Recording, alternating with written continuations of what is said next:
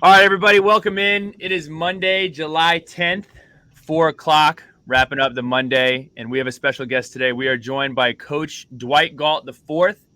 Coach Galt is the director of Virginia Tech football's strength and conditioning program. He came over to Virginia Tech last offseason after serving as the director of sports performance at Old Dominion. Prior to that, Coach Galt and Coach Pry overlapped in Happy Valley, where Coach Galt spent 7 seasons. Coach Galt, how you doing today? I'm good, man. How are you? Sorry about the voice.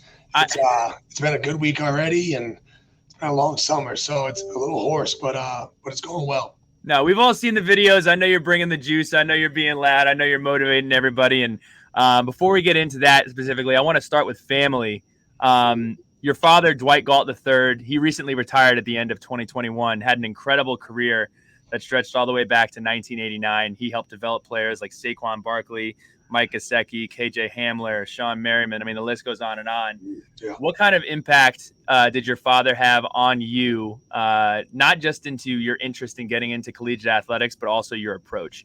Yeah, I mean, obviously a huge one. I got into it because of him.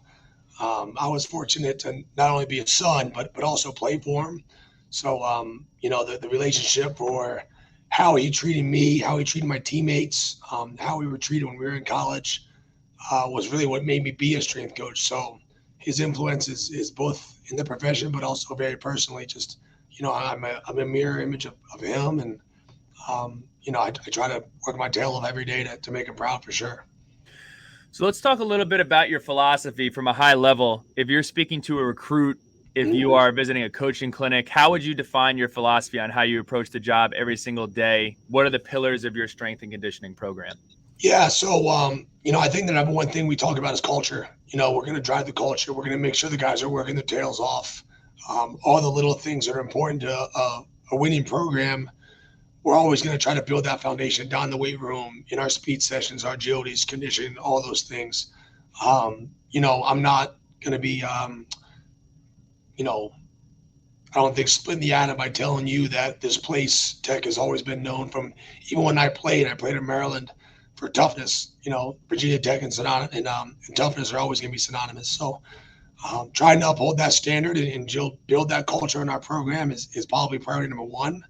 From a training philosophy standpoint, speed is king. We have our big guys. Our O-line D tackles are moving people.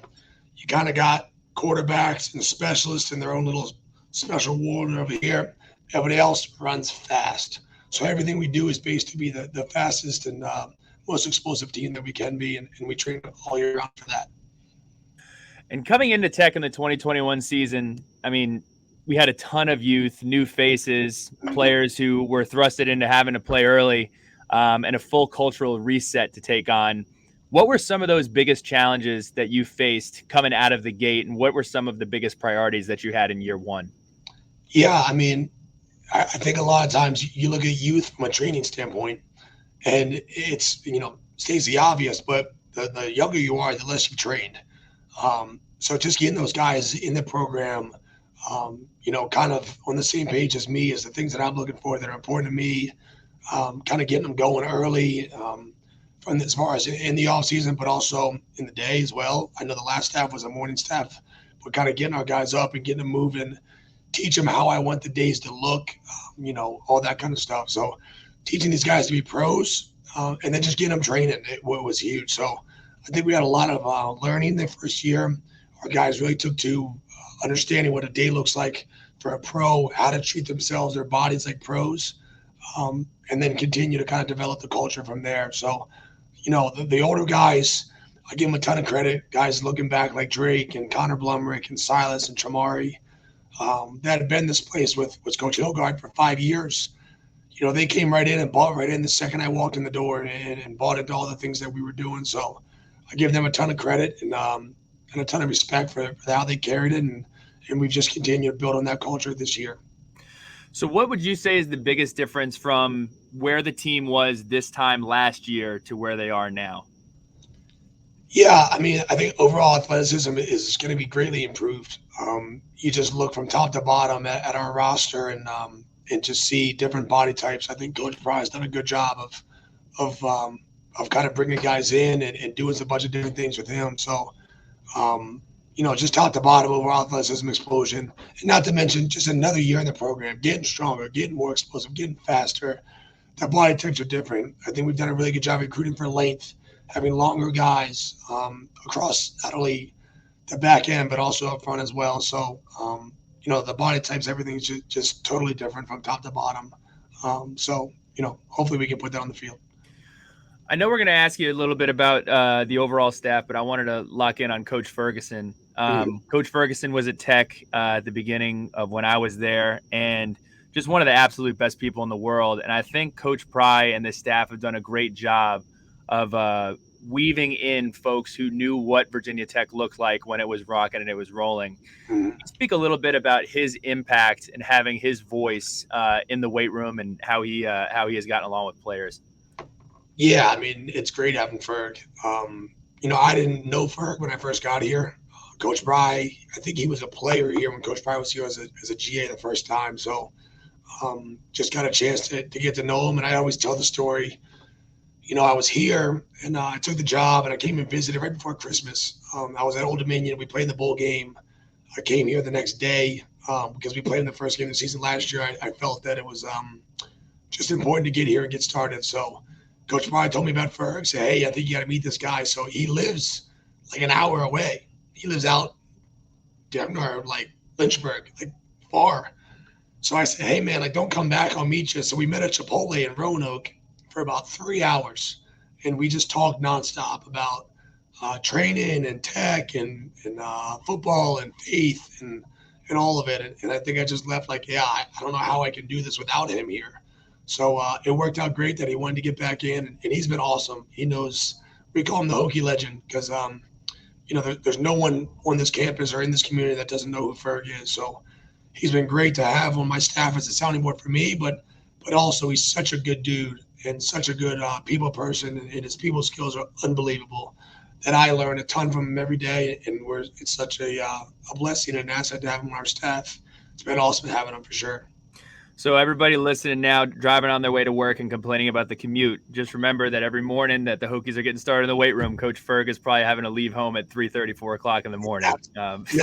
Now, he's got a couple places he crashes in town, so don't give him that much credit. But he still is driving a bunch for sure.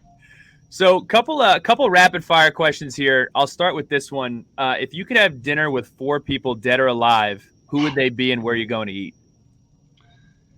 Oh, man. So the first one, just because I read his book literally a month ago, is Papa Shoeless Joe Jackson. I would love to hear that story. There's just a lot of mystery around that and his upbringing. Would love to hear that story. That would be one.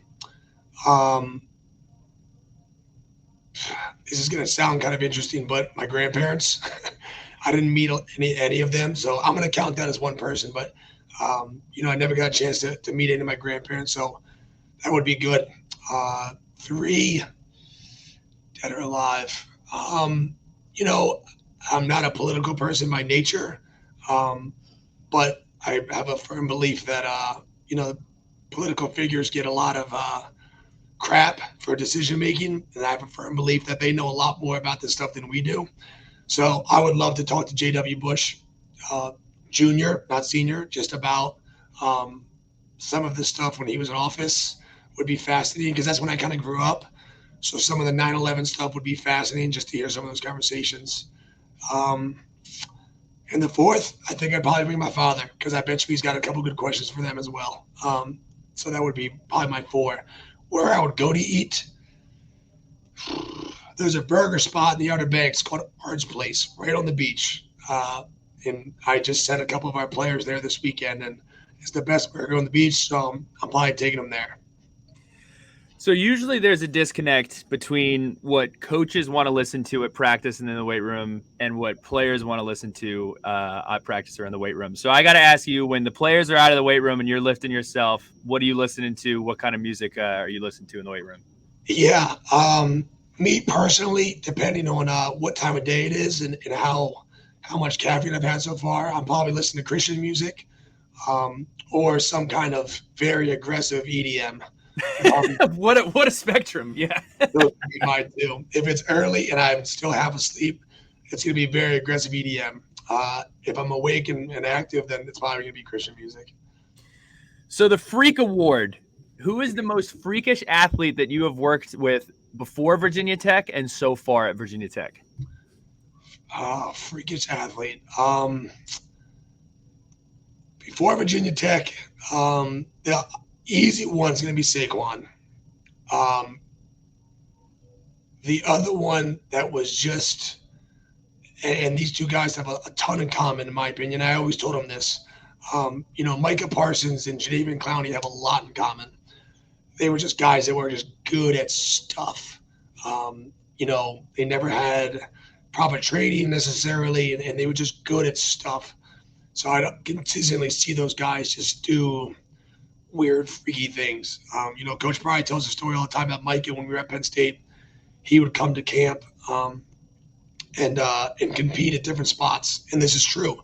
He came as a high school senior and was a wide receiver one camp, and came the next one as a defensive back, and the next one as a defensive lineman, and the next one as a linebacker. It just came to camp and absolutely dominated at any position he wanted to. He might have come that summer 5 different times. And Jadeveon was the same thing. He would just be good, and he was just super talented. So I would say those three are probably in a category of their own. On our team, there's a lot of guys I could probably talk through. The one that's probably the freakiest is probably Kelly Lawson. He's just long and super athletic, 39 and a half inch vertical, 11-foot broad jump. He's just super, super talented. He kind of has a way of closing gaps and closing space that's very, very, very impressive. I put myself in his shoes sometimes, or quarterback shoes, and look at him, and he's so big. He plays the curl, or plays the flat. It's like, my goodness, that is a massive human out there. He's just so long. I look back at that Georgia Tech play where he kind of tipped it, and it's like, well, yeah, I mean, he takes up half the freaking field. Like, how could you not throw him the ball right at him? So I would say Kelly, but there's a ton of guys. Bayshaw's a freak. Daquan Felton's a freak. Jaden Keller is super explosive, super athletic. CJ McCray, same boat. APR, same boat. Parker Clements can run, man. So there's a ton of guys down the list that we can kind of say are freaky, but those are the guys that probably stick out the most. For somebody who is in high school, or a coach that's coaching in high school, what would you say is the most important lift for a football player? I actually just got this question the other day. The thing that I look at is probably power clean, especially for our box guys, for our O-line, D-line, tight ends, linebackers to an extent. I think that's probably the best predictor of early playing time. When you look at those positions specifically, it's a good development for leg strength, for power, for explosion. It just wraps a lot of things up. So that's probably what I would say for those guys. The skill guys, I think oftentimes you look at strength and speed being, you can't have one without the other. So we're going to look at like a squat for those guys and try to push a lot of their lower body training so that they can have strong lower halves and kind of increase speed that way. So I would say those are the big ones. Power clean is just so tough because it's so technical in nature. It takes time. It just takes reps and teaching. And sometimes you'll see, I'll give you an example. Braylon Moore's been here, same as me, probably 18 months or so. And he's just been a kind of an okay cleaner. And when I say okay, I mean he's cleaned like 300, 315, 325, and then he just clicks. And he cleaned 360, I think, the other day. Sometimes the power and explosiveness don't match up with it just because it's such a technical movement. But when you see the speed and see the explosion, when you actually see the movement, you can kind of tell a lot of times with those guys. So I would say those are probably the two big ones. But, the easy answer is if you're asking about what movement's the best, 40-yard dash. If we're talking about training speed and that being the biggest predictor of, wins and losses, then it's certainly going to be the biggest predictor of how fast you can play for sure. Couple fan questions here for you. Steve Bryce has two. The first one is, can you name a player on offense and defense that has been a real culture setter for you? Someone who's elevated the team and embraces the leadership role. Yeah, for sure. I mean, I can name probably 50 of them. But the guy on defense has always been awesome is Norrell Pollard. Norrell's been great. Um, his leadership is consistent. He's the same guy. His work ethic's been great. Same thing I could say about those older guys that left last year. He bought in from the second they walked in the door, and I'm appreciative of that. But it's just been nothing but consistent. So he's a surefire guy for us. Offense, the guy that I think has really stepped up, especially a lot this summer, is Parker Clements. I know I mentioned him a little bit about just being freaky, but we've seen his vocal, has gone up big time. His experience has gone up big time. He's a great player for us in the spring. He's trained his tail off all summer, so he's certainly been a guy. And I think there's a bunch of other guys that you look at experience, especially guys that are new to our program. You look at Ali, you look at Derek Canteen, you look at even like Kyron and Grant and Bayshaw and Jalen Lane. A lot of those new guys that have come in have kind of created a little bit of a spark. And you've seen Derek Canteen come in, and you've seen guys like Mansour and Dorian just take huge steps forward. Gaining both of them up to 10 pounds of muscle in the summer. So you've seen a lot of maturity and training kind of go up just by surrounding them with good people. So, I could probably spend a whole hour just on that topic. I probably get a roster in front of me so I can see all the names, but I think it's been a great summer. I mean, we look back. We were just talking about this as a staff today. We look back last year at our summer and this year, and as you played. There's going to be some healthy disputes between players and strength coach in the summer. It's hot, it's irritable, it's a lot of running, so those things happen. It's part of the nature of the business, and that's why our relationships are so strong with our guys. We've had certainly way less of that this summer, and that's not a knock on the guys last year. They're very healthy. I remember having 2 or 3 really good ones with Silas last year, and Silas and I are super tight. But we've had certainly way less of that, so I couldn't be more pleased with the guys have worked and the effort they put in. It's been awesome. So we can, like I said, we can spend a whole hour just on that topic, but as a whole, those are the guys that probably stand out. How have you all? I love that you guys have woven in not just competition, whether it be the tire pulls or competing for the individual awards that you give out each week. Can you walk us through some of the other creative things that you guys have instilled in your program over the last year and a half? Yeah, we've done a ton. Let's think of some good examples. The one that I love is hills. I love running hills. I think it's great for leg strength. I think it's great for volume. It's great for intensity. It's great for competition. The thing is, and this is something that our sports science department kind of tells us a lot about. When you think of a practice, you think of like, plays certainly and drills and things of that nature. What you don't think about is what we call useless movement. So running on and off the field, running from inside run to one-on-ones, from one-on-ones to a team or whatever the case may be. There's just kind of that random running that you don't really train for, because in training sessions, you try to limit that kind of stuff. So we've kind of doubled down on some of the random movements. So we'll go down and run the hill. What they don't realize is they got to jog there and jog back. That's like a mile. So it's just kind of the random running. We're not looking for, a high clip tempo. It's a trot. It's a lineman trot at best a lot of times. So that's probably one that we've loved. We started to incorporate a ton of yoga. So we do yoga once a week, sometimes twice a week. We do a lot of recovery. I call them IPD sessions, individual player development. It's a ton of flexibility work. That's kind of all goes in with kind of being a pro, taking care of their body. So we'll train in the morning, bring them back. So that's something that's been super helpful and creative for our guys. This summer we had a massive jugs competition, like catching footballs. Our guys bought in between the wide receivers, tight ends, running backs. And it's like, it's the same thing. Like, oh yeah, I'll give you a t-shirt if you win. Like, they'll do anything for a t-shirt and a cheeseburger. So, that was really, really cool. We had I think we had 4 wide receivers catch over 10,000 footballs in a month.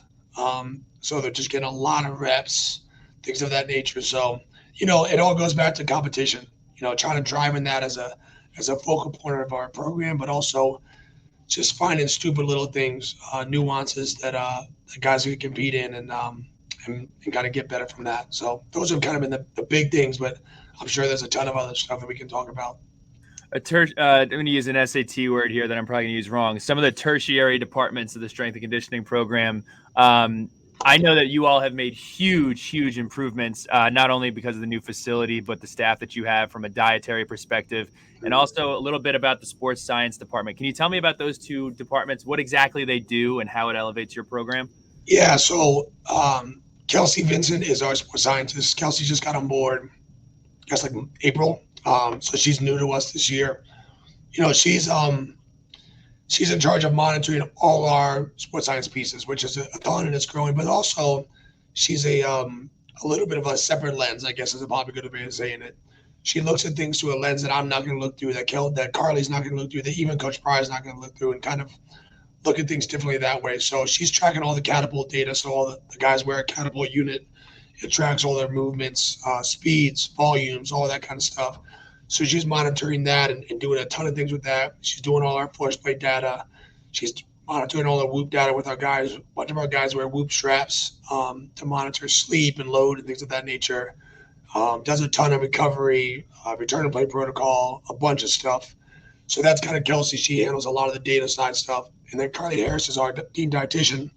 She handles all the meal plans, hydration plans, certainly does the menus for our guys, but also kind of has that, secondary role of relationships and pushing guys and things of that nature. So, their offices are in the weight room. So they work together on a daily basis with our guys and then kind of finding ways to impact the rosters. So there's a ton of, Kelsey and I just got out of a meeting right now talking through the first 5 days of training camp, how we're doing July to kind of get us to that training volume and kind of bridge the gap between our summer training and our preseason training. How are we going to bridge the gap in the coming weeks to kind of get there? And then same thing with Carly talking about body weights and body fat and all that kind of stuff. So they're both huge pieces.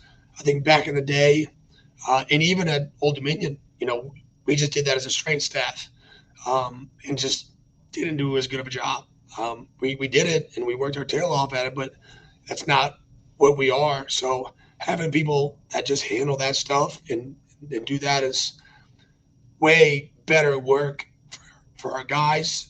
They have more qualified people doing it, but also it allows us as strength coaches to focus on other things like flexibility and cardiovascular shape and even the rehab process. All those things just kind of frees up some more time for us too. So super awesome job. Both of them do a great job and super happy to have them. Last one that I have for you, Coach. You've spent a year now in Southwest Virginia. You've been to Maryland. You've been to Penn State. You've been to ODU. Tell us a little bit about your experience, whether it's on game day, whether it's driving to work, or just enjoying time out in the area. How have you enjoyed your time in Southwest Virginia so far? Yeah, we really liked it. I have a 3-year-old and a 1-year-old. So we had my daughter when we were here. So to say that we haven't gotten out to dinner much is probably an understatement. But we love the town. There's a lot of State College vibes to it. I think the people are super genuine.